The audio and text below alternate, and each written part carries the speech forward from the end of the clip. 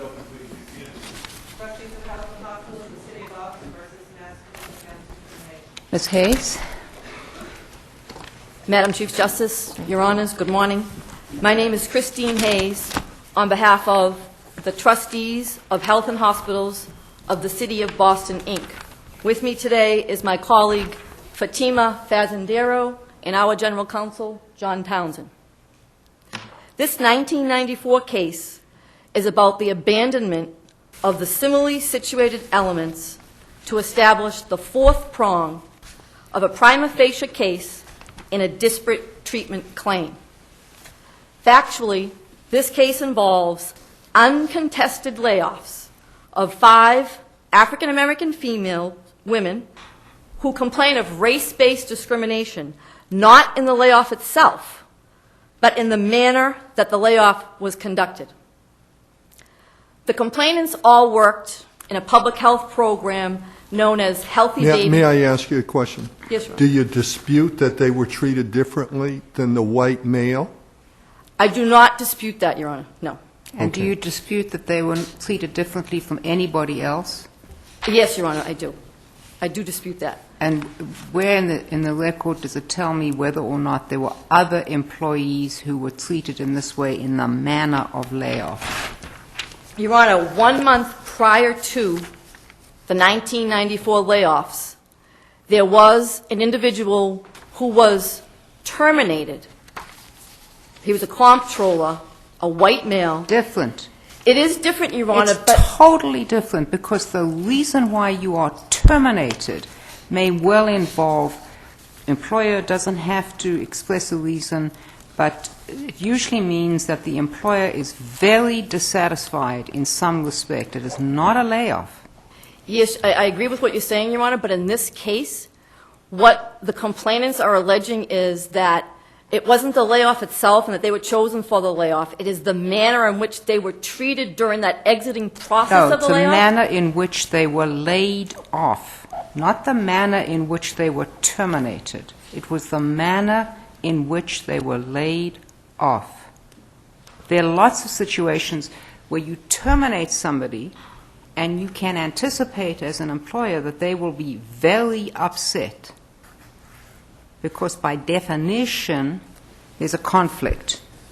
By definition there's a conflict. A layoff situation, often the employer is saying, I love you, I love you, I love you, but I don't have the money to pay you. And isn't that what your client was doing in this case, was saying to these people, this has got nothing to do with your work performance, this is only a financial...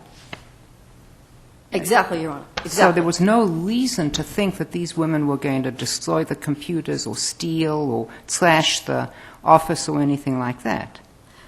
No, Your Honor, but Well, then why treat them the way they were treated? this type of a layoff is done every day in this country, across the city. The hearing officer himself, in the record, stated that it's a debate among human resources departments all over the place on the proper way to conduct the layoff. I think what's been lost in this case, and what is important, is the workforce composition of this program. Exhibit 3 to the reply brief has an organizational chart from 1994, in July of 1994, which describes the employees by race and gender. Of the 34 employees in this Healthy Baby, Healthy Child program back in 1994, 25 of the employees were African American, 5 were Hispanic, and 4 of the 34 were white. And what difference does that make? That, Your Honor, the workforce composition is a traditional factor in determining whether the employer harbored any discrimination against their employees. But that's for termination or a change in employment situations. Not here the claim is the manner in which the termination was carried out. And a question to consider is, what was the workforce composition and how were these employees treated? These are employees who all were talking to this Christopher Navin, the white alleged comparator. He was interviewing them to try to find out how to make the program better. Not a single complainant talked about any racial animosity, any racial bias, any racial undertones anything racial whatsoever in this program. It wasn't this work program. I know, but how does that bear on whether these 5 women and this other one white male were similarly situated for purposes of how they were treated in the layoff process? How does it relate to that? Well, it relates to that, Your Honor, because the employer proffered their reason for why they treated these women differently from Mr. Navin. May I interrupt you? And the reason was they were concerned about the files being destroyed or being misused in some way. That was it, wasn't it? Well, it was about the confidentiality of the files, Your Honor, Yeah. correct. And Exhibit D to the reply brief, which is also an exhibit buried in our exhibits or the appendix, is the affidavit from Marcus D. Floramente, who is the African-American male who monitored these women and who also monitored that white male 1 month previously for the same reasons, confidentiality of records. Now, does the employer's reason have to be the right reason? No. The burden is we have to produce the reason. But at all times, it's the plaintiff's burden to show that they met all the elements of a discrimination case, which includes discriminatory animus, which was not... Well, the MCAD, just one step at a time, the MCAD found that this explanation that we were worried about the confidentiality of records was a pretext. I guess that means it wasn't true. It really wasn't the explanation. It really wasn't the true reason why people were treated differently. What do we make of that? The MCAD hearing officer precisely found that, Your Honor, and that is his right to determine whether or not the reasons offered by the employer are the correct reasons. However, before the hearing officer even got to that point, he painstakingly itemized what the similarly situated elements are in a disparate treatment claim.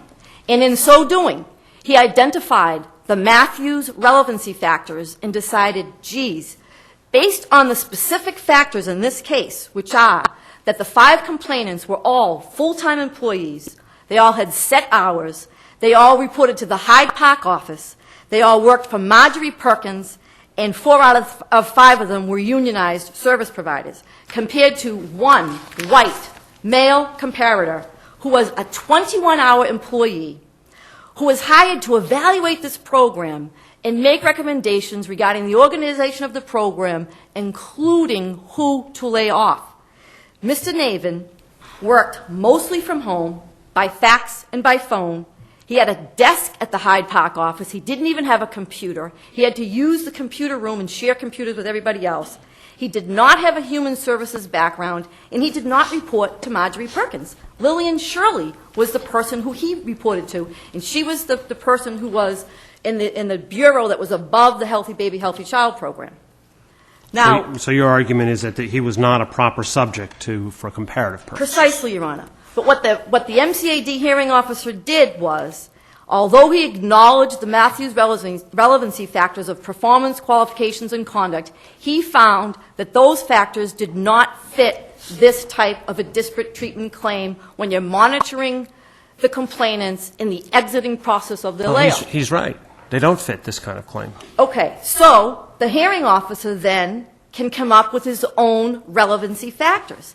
But the relevancy factors have to be meaningful. His relevancy factors were that these complainants and Mr. Navin all worked for the same employer. Not an onerous factor. Anybody who brings a discrimination claim obviously brings it against their employer. They're not going to sue another employer, so that's not a test at all. Well, they may sue somebody who hasn't hired them, but that's okay. Okay. And that they had to work in the same program. So other programs in the building, you can treat people differently. An employer can take the Superior Court of the Commonwealth of Massachusetts. Can the head of the clerk's office in the Superior Court in Suffolk have a set of rules for treatment of individuals that's different from the way they treat individuals down in Barnstable if it's going to be discriminatory? No, but it might explain why they were treated differently. There might be different files. They might have different observation. It might. But is that a meaningful factor in this case for the hearing officer to have said they worked in the same program? What other factors? And the other factor was that they were in the same office.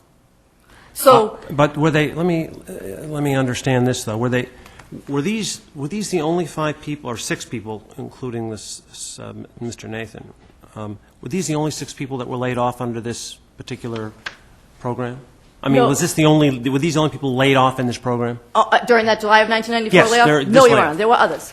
In the same program? In the same program. There was another black female, her last name was Anderson, she was a data entry clerk, she did not bring a claim. And then there was Christopher Navin, who's the part-time white alleged comparator, and then there was a woman by the name of Alicia Hill, who on the organizational chart, you'll see her right underneath Mr. Navin, and she was an administrative assistant and happened to be an Hispanic female. Okay, she did not bring a claim? She did not bring a claim. And who else didn't bring a claim? This other person you were mentioning? Anderson, Okay, who's were they... also, she's on the chart, Your Honor, in the column right next to Mr. Navin and Mr. Hill. She was The a fact black that- female. All right, they didn't bring a claim, but were they treated the same way as the other women in how they were laid off? Alicia Hill, the Hispanic female, was not monitored, and I believe Miss Anderson was. I'm not 100% sure about that, but I believe she Is was. that part of the record? I believe so, Your Honor. Ms. Hayes, could I just ask you this? The Superior Court judge Yes, Your Honor. who set aside the MCAD conclusion, I haven't looked at the Superior Court judge's decision. Did that turn entirely on the 4th prong of the first, of the first showing?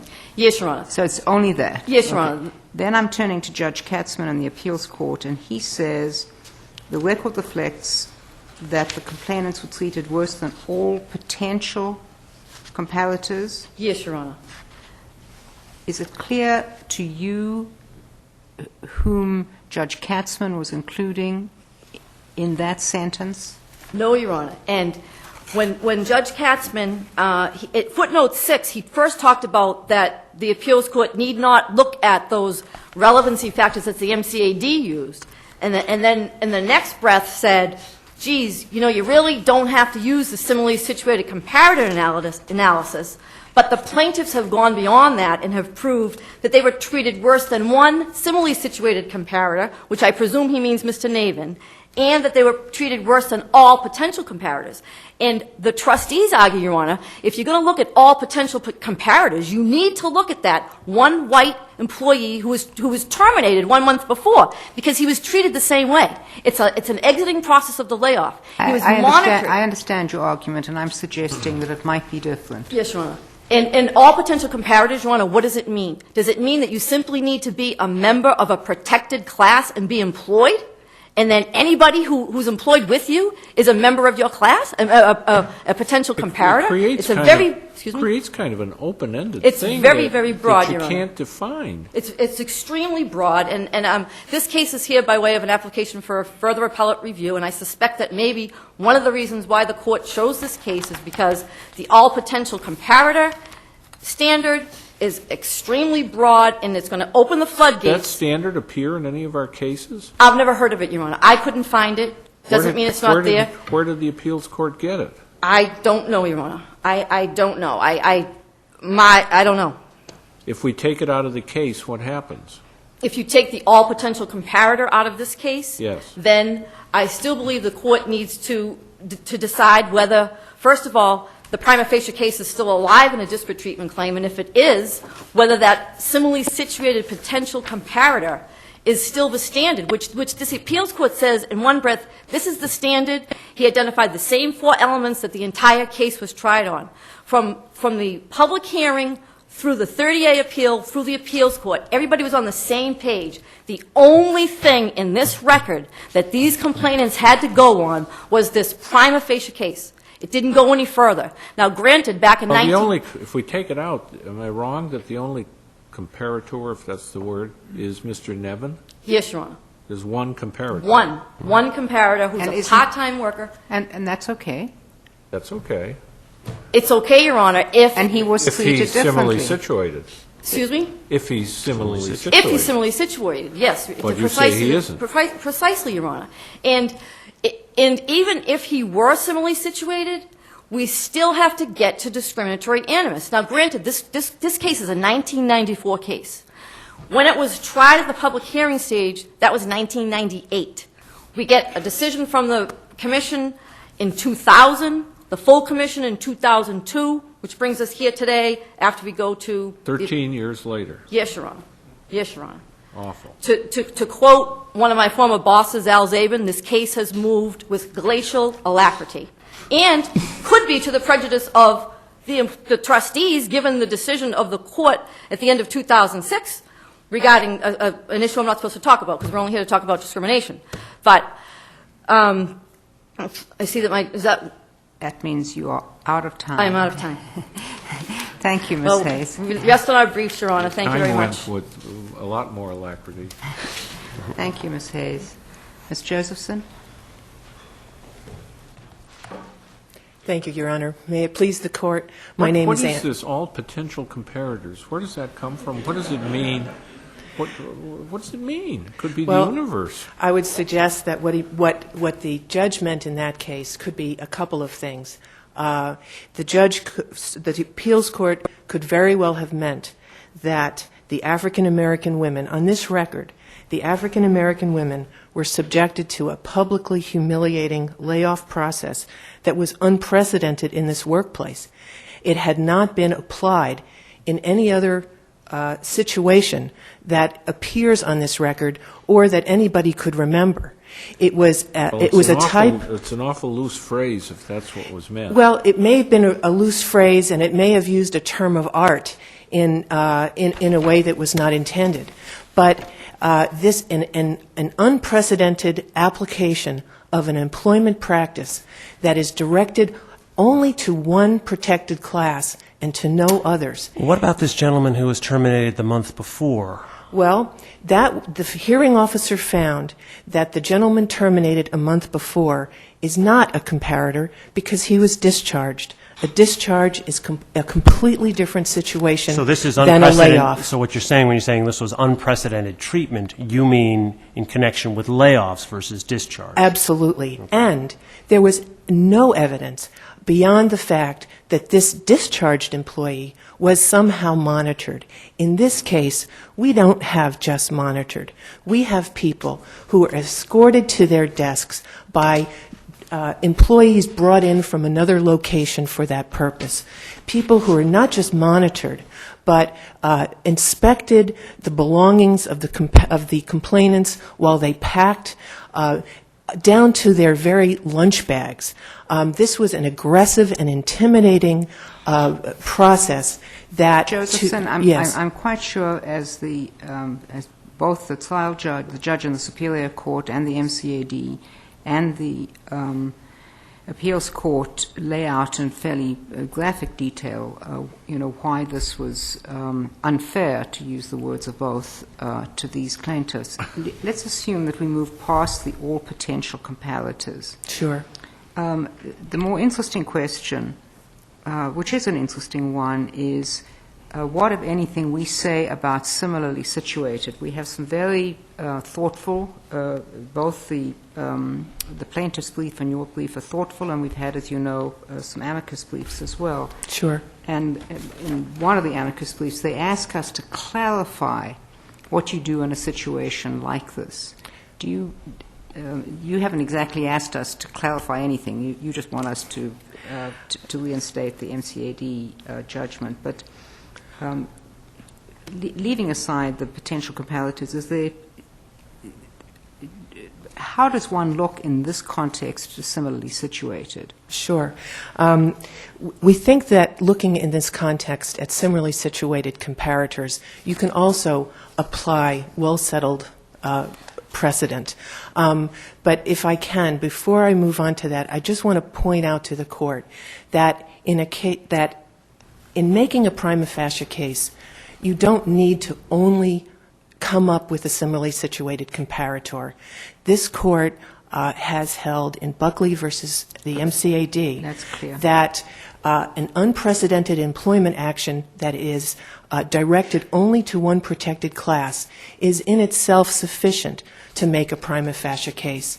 So the appeals court analysis, although they may have used an unfortunate term, was correct that the complainants made a prima facie case just on that basis.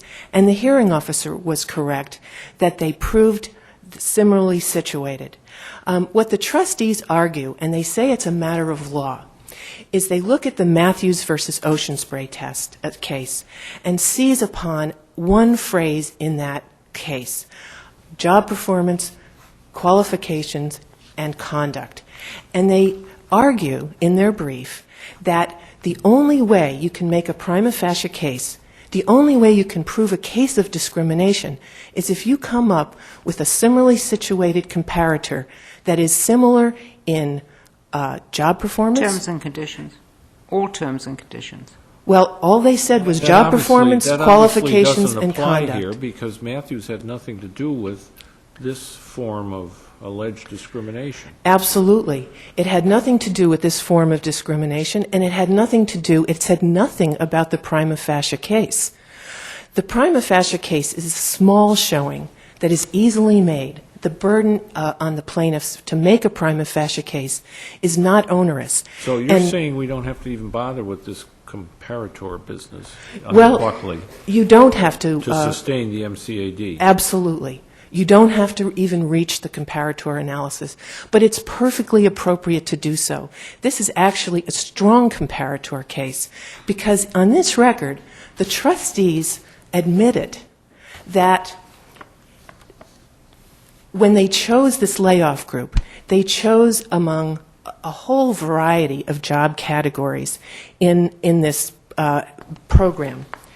They admitted that they themselves considered this layoff group to be similarly situated for purposes of this particular job action. What their plan was that they were going to lay off all of these people, including Mr. Navin, including Ms. Hill, including the 5 complainants, at the same time and in the same manner. So regardless of job performance, qualifications, conduct, regardless of the differences that the trustees are asking this court to look at to justify the distinction between the treatment, the trustees themselves at the time planned for this layoff to happen the same way. And there is no dispute that it did not. And the question is not whether there's differential treatment along the lines of race, because obviously there was, and there's no dispute about that. The question is why. And once we get to the why, we're past the prima facie case. What the prima facie case requires... It just shifts the burden of production. Exactly. But what all the prima facie case requires is for a plaintiff to show that they're a member of a protected class, that they were harmed, and that the harm occurred in circumstances that would raise an inference of discrimination. There is no particular rigid rule or formulation of what the prima facie case is, and this court has recognized repeatedly that the prima facie case, the formulation, can change depending upon the facts and circumstances. What is common, what is a common requirement of the prima facie case is what I said: membership in the protected class, harm, and enough evidence to show that that harm, if not otherwise explained, could support an inference of discrimination. And that's enough to then shift the burden of explaining that discrepancy to the employer. Ms. Josephson, can I just ask you a couple of questions about relief here? Sure. We're not going to affirm the appeals court decision. We'll affirm the MCAD, correct? Then, Yes. assuming that we do that, if you remand to the Superior Court, you want a calculation of interest accruing on the award of damages. That's correct. Does that include pre and post and everything else? Because That includes pre and post, and we're also... So has anybody appealed from the pre-interest, the decision of the appeals court on its pre-judgment interest? I believe this court has indicated in its decision to take this case on further appellate review that you are not reviewing that question. So that's there. It's not us. That's right. Was the claim made for attorney's fees in the Superior Court? The claim was made for attorney's fees actually in the MCAD. The attorneys who represented these complainants have not seen a penny No, but of the was a award. claim made in the Superior Court? That I'm not sure. Okay, well, that's, well, Okay, in any I'm case, sorry, I because don't know the answer to that. And could somebody send us a letter and just let Yes. us know that? I assume there was. I would assume there was too. That's I wasn't standard- counsel to... That's standard stuff. Sure. But you've asked for us to send it back for an award of an attorney's fees, and I That's just don't right. know if we can do that unless there was a claim made. Are you looking for attorney's fees on appeal? Yes, we are. So, and that would be a separate... Yes. That would be a separate And thing. that would include the appeals court, obviously, and did they assess any attorney's fees down there, or did we snap it up before they got around to it? You snapped it up before they got around to So it. what But do we you do? asked for it? Yes, you did, I think. I am not sure. I'm happy to send a can letter check on that. Well, to assuming you answer that ask. question. We send that part back to them, I guess, or do we? You may. We've asked for attorney's fees in Assuming this you court win. as well. Yeah, but, I mean, assuming you win, they're in a better position to assess the quality of the brief and, Sure. you know, all that rigmarole Sure. that goes into one of those awards. Okay, Okay. yep. So, in the time I have remaining, I would like to focus on the Matthews standard, which was the real the real crux of the trustees' argument, and say that the following: the Matthews case did not stand for the proposition that the only way you make a prima facie case is by showing similarities in job performance, qualifications, and conduct. And that, we would agree with the amicus briefs, is a good occasion for this court to make clear. The Matthews case gave some guidance about, I'm sorry, Was Matthew's summary judgment? Matthews was a summary judgment thought so, case yeah. that analyzed the entire evidence on at the third stage of the McDonnell-Douglas burden-shifting paradigm. And Matthews itself did not consider, when it was looking at relevant comparators, did not really consider job performance, qualifications, or conduct when it made that analysis. What Matthews looked at in that case was the fact that the plaintiff, who had been discharged under a no-stealing policy, was trying to compare his situation to someone who had been discharged under a policy that had a completely different content. So what was relevant for that similarly situated comparator analysis was the policy. And what I suggest is that as Matthews recognized and adopted the federal court precedent, the similarly situated comparator analysis is not subject to a rigid formula. What it looks at is people who are similarly situated in all relevant respects. You don't have to be identical. That would not be likely, and it's not realistic to expect that there would be absolutely identical comparators in a workplace. But there have to be sufficiently similar to support a finding of facial inconsistency.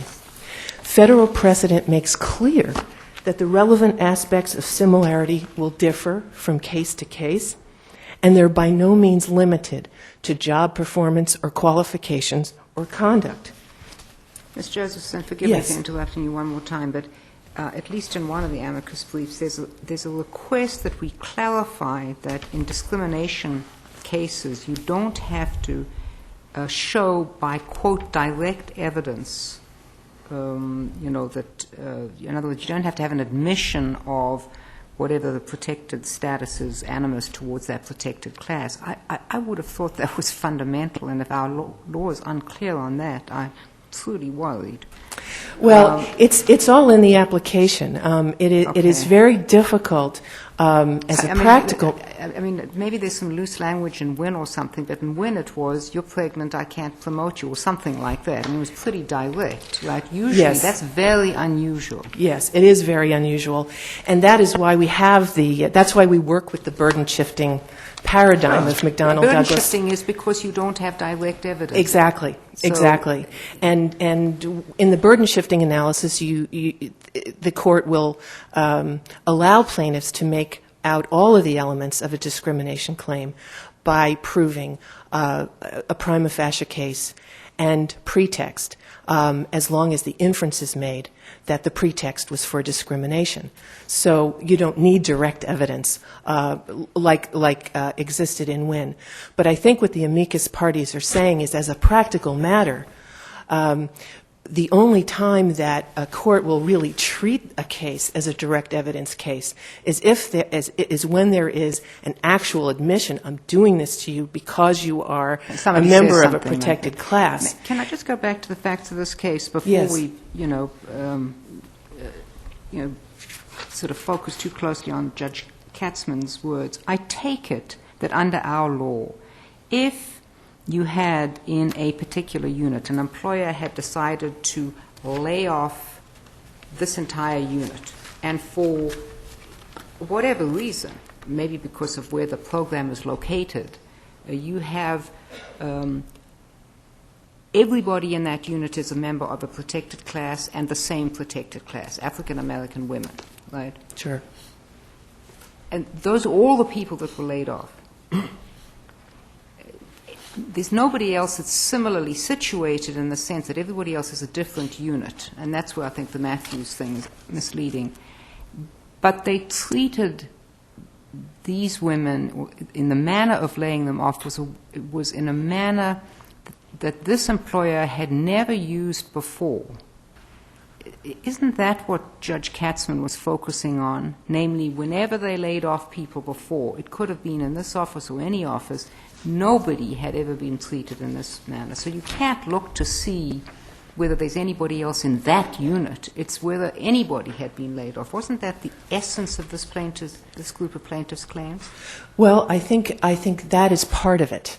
I think that's certainly part of it. I mean, there happened to be But a white then- male here, but I'm trying to think of the situation where you didn't have a white male. Where you didn't have a white male, frankly, the workers in that whole unit may have trouble showing that it was discriminatory, that it was because they were members of a protected class, unless there were some evidence of stereotypical thinking, as there was found here, frankly, in terms of the reasons given. But there would be a case if there is, in the manner of layoff, or the reasons for the layoff, there was some evidence that it was driven by impermissible factors, even though it affected an entire unit equally. Can I just ask you one last question? What was the amount of damages? It varied from individual to individual. It was on a fairly modest scale, somewhere ranging from $15,000 in emotional distress to, I believe, $25,000. Thank you, Ms. Josephson. Thank you.